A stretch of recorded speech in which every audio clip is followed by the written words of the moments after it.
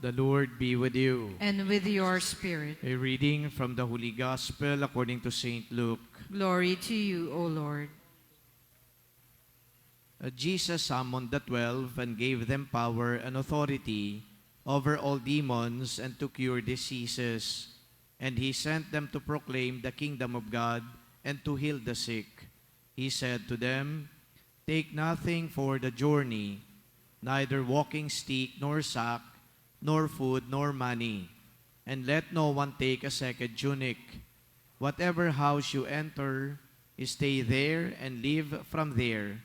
And as for those who do not welcome you, when you leave that town, shake the dust from your feet in testimony against them."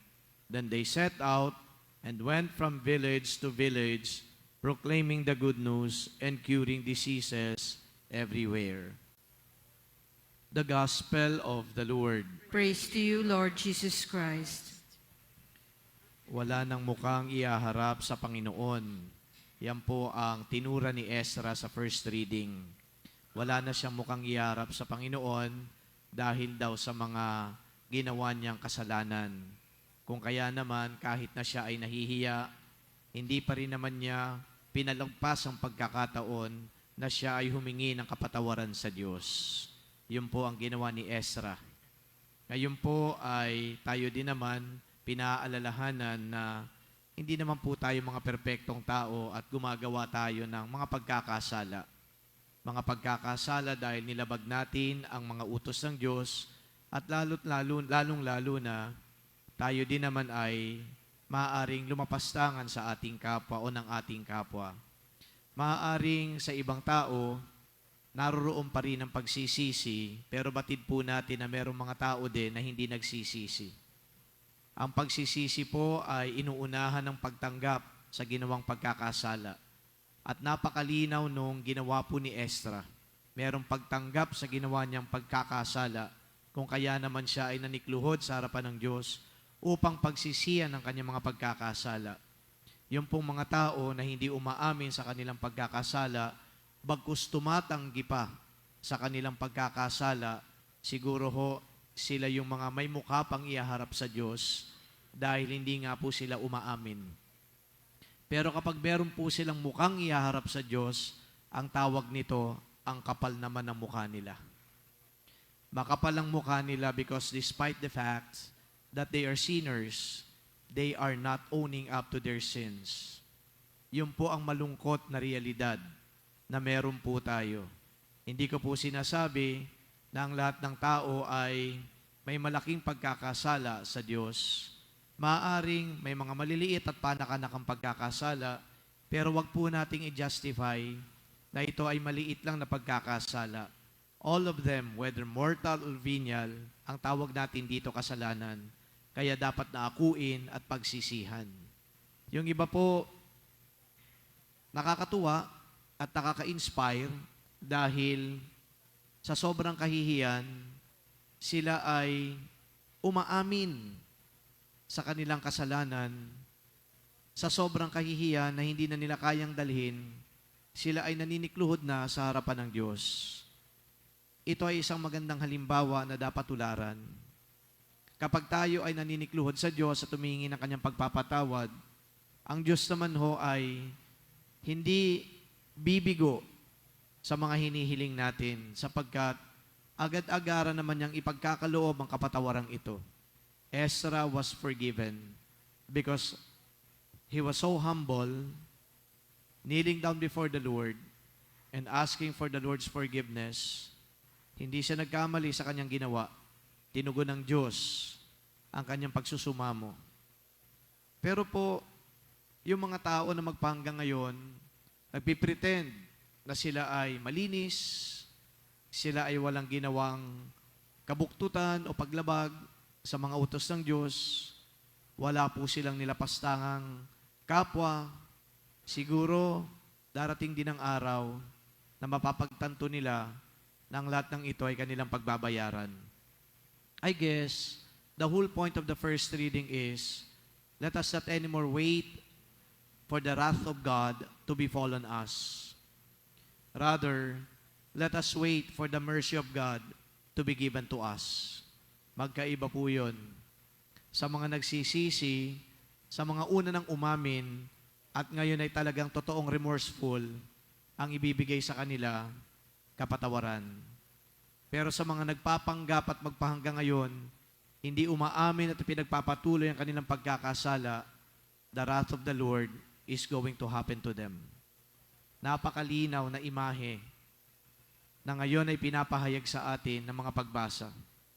I will repeat, we wait for the mercy of God and not for the wrath of God.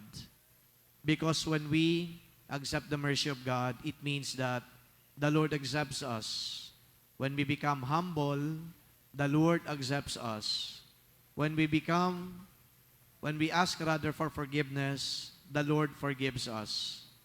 But when a person continues to defy the Lord and continues to feign ignorance and innocence, the Lord is going to run after them. Hindi po sila lulubayan hanggang dumating ang araw na sila ay magsisisi, ngunit huli na. You recall, there were people knocking at the door, asking the Lord to let them enter the door. And the Lord simply told them, hindi ko kayo kilala. Ang ibig sabihin nito, binigyan sila ng maraming pagkakataon upang ayusin nilang kanilang buhay. Pero akala nila, walang hangganan ng kanilang ginagawa at patuloy silang magpapasasa sa kung ano man ang kanilang ginagawa. They were wrong.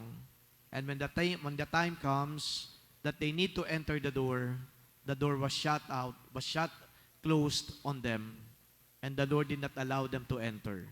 My dear friends, brothers and sisters, all of us should admit the fact that we are all sinners in need of God's forgiveness and redemption.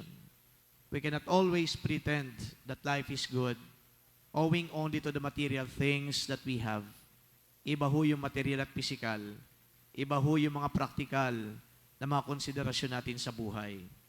At the end of the day, what matters is how God treats us. And it is very clear in the scriptures that God wished all men to be saved. But then, there are those who do not mind being saved. Sila ay nagpakatanga. Sila ho ay nagpretend na mas alam nila ang kanilang ginagawa at hindi sila kailanman mapapahamak. But again, they were proven wrong. They were proven wrong. Kasi mas alam ng Diyos kung papaano ididil ang mga tao, ang lahat sa atin. Kung ikaw ay nagbabago at nagpapakabuti, sabi nga, the Lord is with you. Kung ikaw ay patuloy na nagkakasala, ika nga, you get away from the Lord only for a time. Pero meron ding pag-uusig, merong hangganan. As we end this reflection, brothers and sisters, let us all be reminded na ang simbahan ay isang institusyon na patuloy na mangangaral at magpapaalala ng salita ng Diyos. At ang simbahan ay nagbabahagi kung anuman ang nais na iparating ng Diyos. And eventually, ang simbahan ay ginagawang instrumento upang tayong lahat ay magabayan kung papaano natin isasabuhay ang ating pagiging Kristiyano at mga alagad ng Diyos. So here we are, listening to the Word of God as given to us, explicitated to us by the church. Kaya po, ang simbahan pwede din nating sabihin ay extension ng salita ng Diyos, extension mismo ng Diyos, at ang simbahan ay dapat nating pakinggan sapagkat ang nangungusap sa simbahan ay ang Diyos. I do not pretend, of course, to have all the good things in the world para gawing instrumento din ng Diyos na magbahagi sa inyo na kung ano ang dapat. But then again, kami ho ay hinirang din naman kahit papano, kahit na merong imperfections, kahit na katulad ninyong lahat, nagkakasala din, in order to make this message of the gospel resonate to all of us. So may the Word of God guide us, may the example of Ezra inspire us, and may the church always lead us to where we ought to go. At ang patutunguhan natin, mga kapatid, walang iba, kundi ang kaharian ng Diyos. At kung sino man na nagnanais na mawalay sa kaharian ng Diyos, ang siyang mabiblame lang, hindi ang simbahan, hindi ang pari, hindi ang relihiyon, kundi siya na mismo na ayaw makinig at gustong tumiwalag sa Diyos. Amen.